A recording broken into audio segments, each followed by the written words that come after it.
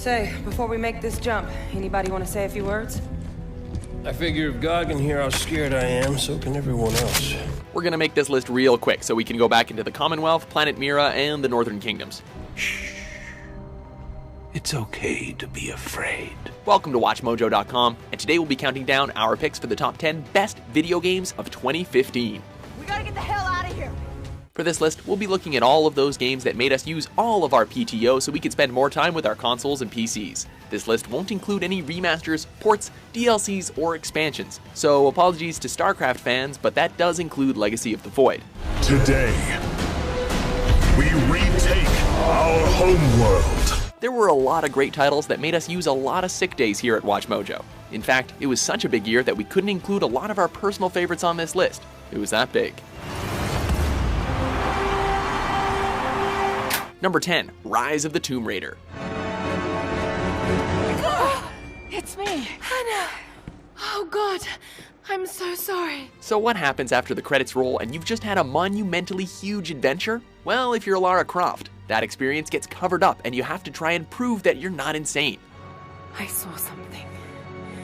Something I can't explain. Before, we got to see her go from being unsure of herself to taking out enemies like the badass she's meant to be. That badassness is more present in this game. But there's also a realistic weariness considering what she's been through before, creating a well-rounded character partaking in another groundbreaking adventure, complete with stunning visuals and addictive gameplay.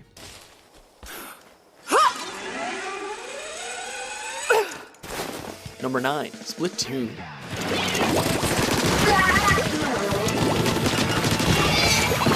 Who would have thought that the best way to reinvent the competitive online shooter wasn't with more gritty soldiers and space marines, but with kid squid mutants shooting ink at each other in 90s attire?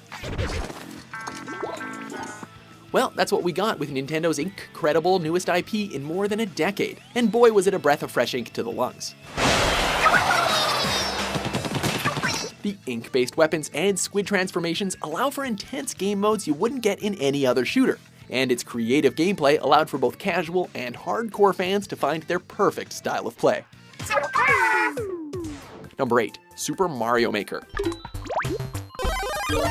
In 1985, the world was introduced to the Super Mario Bros., a platforming adventure that has become one of the most iconic video games in history. To celebrate the 30th anniversary, Nintendo gave their fans complete control. You can create stages in the visual styles of the original Super Mario Bros., Mario 3, World, and New Super Mario Bros. U. If creation isn't really your thing, you can try out millions of fan-created levels, ranging from simple to controller-smashingly difficult. Quite honestly, this is a game with the potential to offer content and ruin friendships for years to come.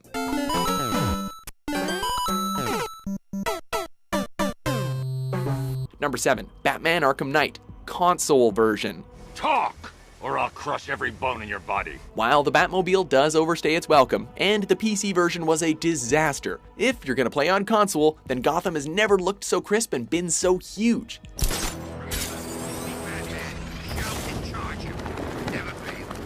The same gameplay you know and love is back and looks better than ever, so unless you tried to play on PC, there wasn't a whole lot to gripe about. On top of that, there's an interesting dynamic of having to deal with a series of hallucinations when Batman is hit with the Scarecrow's fear toxin. I'll be fine.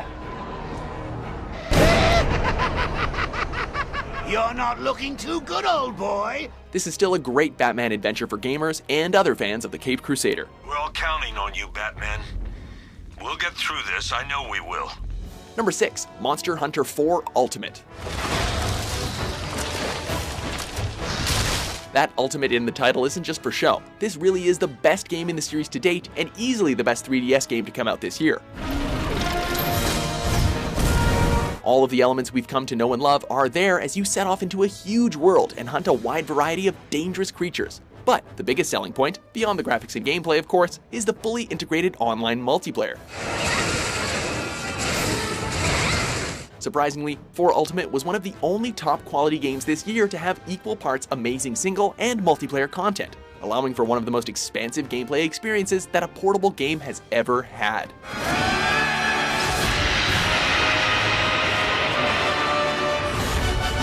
Number 5. Undertale.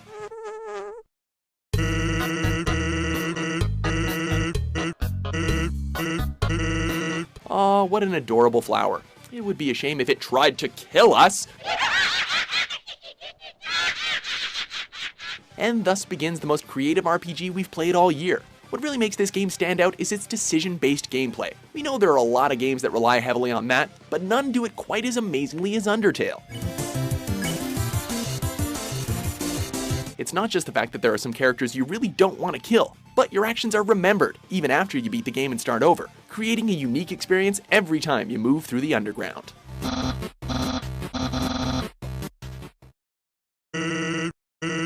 Number 4. Metal Gear Solid 5: The Phantom Pain. Be careful down there, boss. Snake? Snake? Snake! Oh yeah, we made this joke when we talked about Ground Zeroes. But it needs to be said since Snake finally gave us the game we wanted. You're a legend in the eyes of those who live on the battlefield. This feels like the Metal Gear Solid that we've been dreaming of, with its huge open world, open-ended missions that give us the ability to explore at our own pace, and new, creative ways to be stealthy.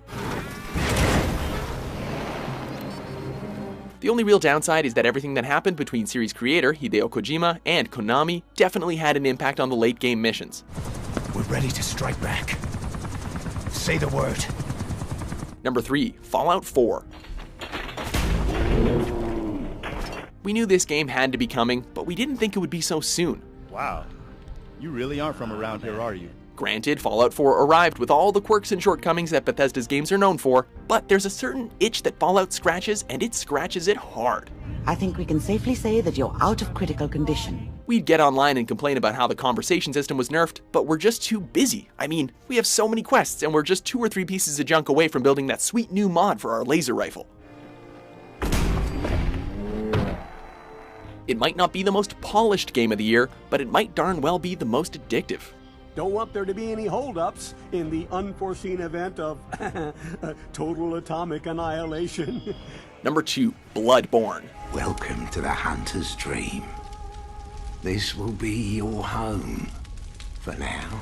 What is it about From Software games that keep luring us back? Is it the environment? The gameplay? The challenge? Probably all of those things combined. Bloodborne is the perfect marriage of that challenge, with an interesting setting and enough story elements to keep us going forward. What a mess you've been caught up in. It's hard as hell, but not so hard that we want to completely give up on it. It's not the most complicated story out there, but it's interesting enough, and the city of Yharnam is dark and well crafted, encouraging us to keep going and to deal with that bloodborne disease. It's really everything a video game should be. Beasts all over the shop. You'll be one of them, sooner or later. Before we sing the praises of the best video game of 2015, let's check out these honorable mentions. It'll hurt about as much as getting your picture taken. Indians thought cameras would steal their souls. Is that so? Well, let's hope they're wrong. I should warn you, stranger. Here in Gilded Vale, we have a special place for dissidents, charlatans, and those who would hide a curse in our midst.